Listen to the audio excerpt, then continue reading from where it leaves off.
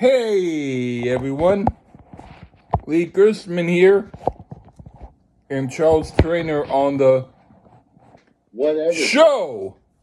the show. The whatever show. Yeah. Okay. And hey Charles, okay, I'll just say we're gonna be doing one of mine, and by mine I mean the AI thing by a lady called Llany. And her album is a very attractive yep. Asian-looking girl with a tucked-in shirt. Yes, and on purpose, and her album is called Belly Welar, and and I don't know what a Weller is, but hey, I wrote a song to it, and unlike another one that we did, Callista Hartshorn, this one I did not write the music. I only wrote the words to. So, but that doesn't mean it's bad. Doesn't mean it's not something I could have written to, but I didn't. But I did direct the style. Produced it. I did want a certain type of sound, which this Lee Gerstmann production. Yes. Yeah. With Suno. But anyway. Take credit. Yeah. Just take credit. Yeah, I take credit. I produced Suno, but anyway. Like Eddie Kramer. Yeah. I produced Llany. Do you agree the only really truly great Kiss albums were produced by Eddie Kramer or not? You're a witness. The very first album is great. Love Gun. That's Turner and Wise. Come on. Love Gun is great, and so is Lick It Up. That was Eddie Kramer. I don't know who. Oh, Michael James Jackson did Lick It Up. Okay, but Eddie Kramer was the engineer. Alive. It's just a piece of shit, right, Lee? Eddie Kramer was an engineer on Electric Ladyland, which unfortunately, even though I collect Hendrix and love Hendrix and would never not hear it, is not quite as good as the first two albums. But well, then you're the George Martin of Ling, Llany, Belly Weller. I'm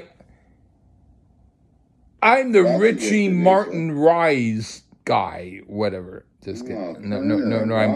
No, Richie Martin Rise. Just kidding. I'm the George Martin. I'm the George Kramer of it. Just kidding. Well, as long as you're not George David Martin. Foster. Okay. Yeah, no. Of Llany. Anyway, so we did this thing, and I finally put it up on YouTube. I have a lot of stuff that I don't put on YouTube, and I finally put it up. I figured people need to hear it other than me. But anyway,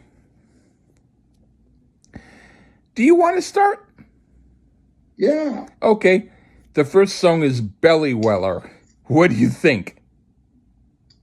The guitar work on this is solid. In fact, that's the strength of this song. It has a solid rock feel to it, and the opening riff is really good. Old Ling there, she sings pretty good as well. Pretty standard rock song to my ears, and nothing wrong with that. Right up my alley here. So we are off to a good start. Right on. I put, not that I know what a Belly Weller is, but it sounds cool, and the song is catchy. A good start to an album, like an old-style rock album, with a good short but strong opening track. Very cool. What do you think of Two Things of Eight, Incite It of That? Yeah, see, the rock is going to continue. Got a more of a chill vibe to this than Belly Weller, but it still rocks all the same. Has a bit more of a blues type of sound on the guitar here. And we close the song out with an extended guitar solo. I enjoy it, but I was more into the sounds of Belly Weller than this style, but it still rocks on its own merit. Right on. I put, lyrically, it's somewhat like Bob Dylan's novel Tarantula, and somehow she manages to make the sort of spoken word surrealism fit with the cool rocking New York style pub rock, which isn't always easy to do, but when it's done well, it works. And this song is cool, kind of like Patti Smith, but different. Okay, next song is To Italicize a Noun Meat Package. I put more surrealist poetry, but it works with music which sounds like MC5 on a good night live. The way she's singing the lyrics makes her voice shine more than the words. But this is true Dada punk art heavy rock coolness. Much better than the Ramones. I dig it. What do you think?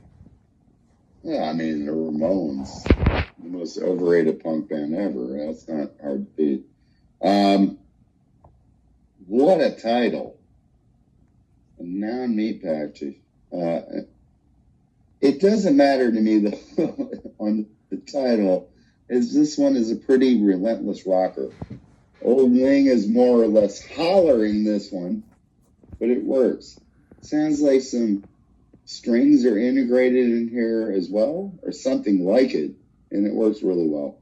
Again, just have to say it's a relentless rock groove going on here, and it gets my seal of approval. Right on. What do you think of I Want to Swing Blue Hammy? Gets right into it, and that works. You don't always need long intros. Just get on with it. This one has a bit more of a pop type feel, so gonna call it pop rock. Kind of an 80s rock feel here, so it would be accessible to fans of both rock and pop. I think so. Pretty cool one. Haven't found any fault at all thus far on this record. Right on. I put, this has a sort of sing-along type of chorus thing going on like the Go-Go's, even though the words are more complicated. Ooh, I love the Go-Go's. Yeah. Even though the words are more complicated than anything the Go-Go's would write. Perhaps the 80s element of this song makes it less heavy than I would prefer, but overall it's still a good tune that I wouldn't skip.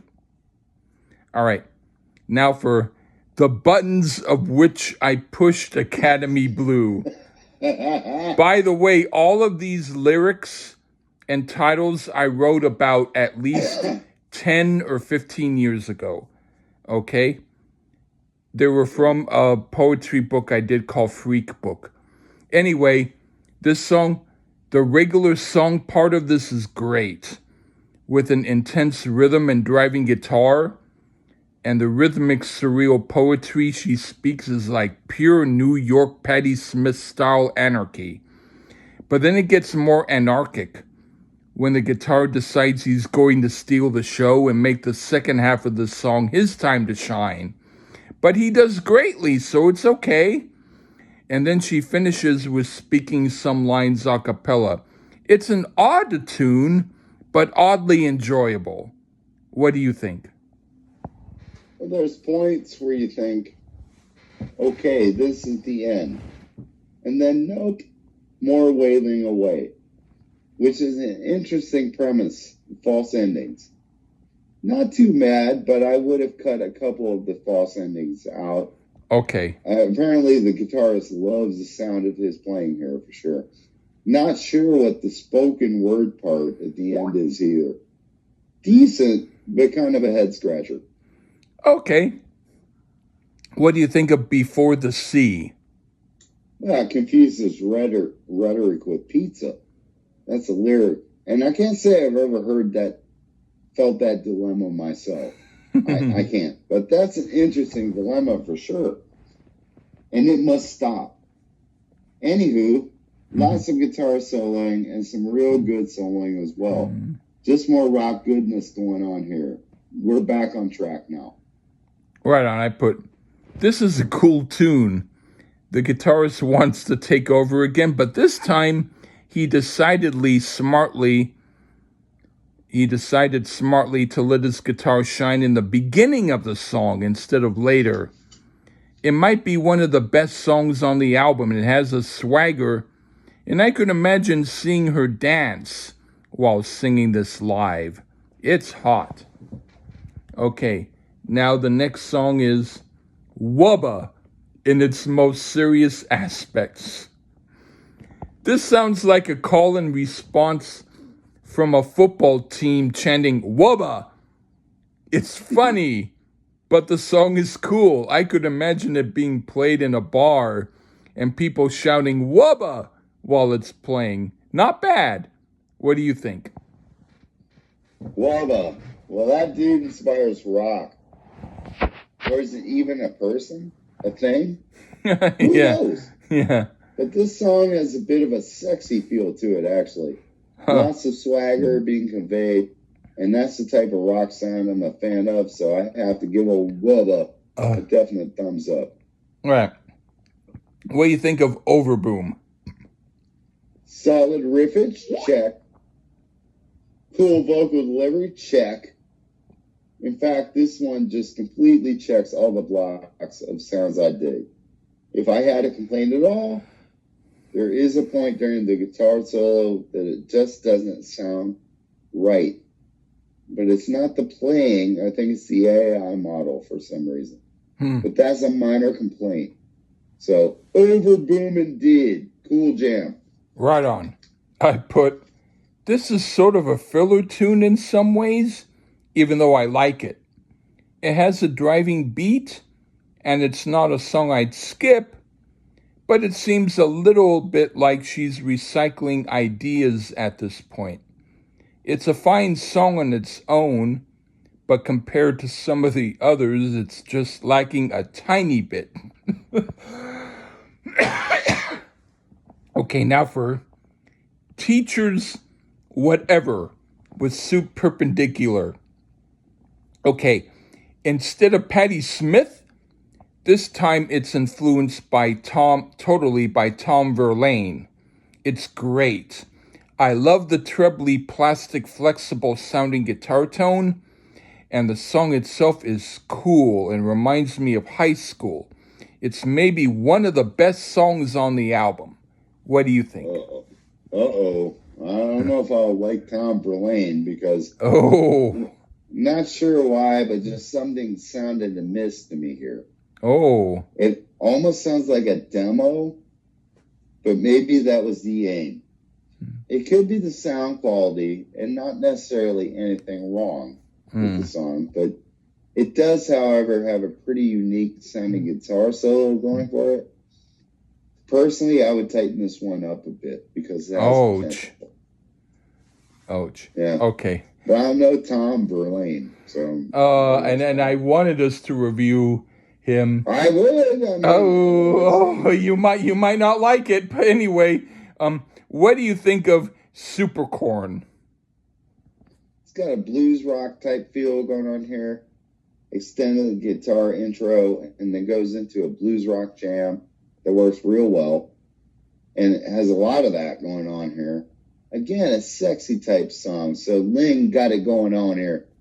Tucked in, of course. Yeah. I enjoyed it. I wish it had been a bit longer, actually. Okay. I put, the words are extremely strange here, as if she's reading poetry by a computer with a screw loose. And it makes the song sound a little bit like the lyrics were written by an insane person. But musically, it's quite good, and I like it. So it's a good song, but maybe in some places a bit too strange. Okay. Now for The Ranger Told Me How to Polish Twigs. Okay. Perhaps one of the best songs on the album.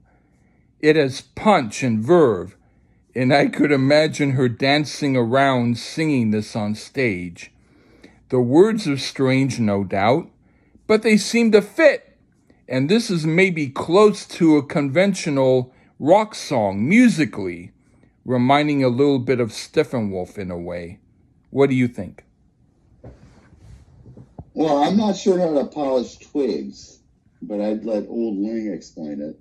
This one almost has a bit of late 60s secret agent man type feel to it, which is a nice change up and twist. On the recording, though, unfortunately, some of the vocals get a bit AI-ish. And that's a shame because this is another cool song. But the vocals do get a bit digitized, unfortunately. Okay. But I hear a cool song here. Right on. So the last one, what do you think of From Cheese to Box and Back Comes Space? We close out with another fairly rockin' little number and also has some good vocals going on here. Pretty cool song. And overall, for the record, I'd make this into a couple different records and perhaps get a Ling a ballad or two. But all in all, this was my kind of jam. So I did enjoy this collection. Yeah, you got to put a ballad. I guess I probably... I have at least 12 other songs from her I can look to see. Well, personally, I liked Ling better than Callista. Okay, that's cool. All right, I put, regardless of the title, this is perhaps the most normal song on the album. One of the catchiest and one of the best. This is a good album closer. Very cool. Right on. So, well, right on. Hey, man. thank you. My kind of jam. Right overall, on. Though. Right on. And you can't fix every AI issue. I can fix some. No, I don't know. I don't know how to make AI music, but Lee does, folks. Yeah, I know how. So check out Ling Ling and Callista and counter what we have to say. Yeah. Or enjoy it, or whatever the fuck you want to do. Yeah. And the Lee and the other guy show. Yeah, the Lee, me, and the other guy you show. Right on. Okay. Take care, everybody. Bye-bye.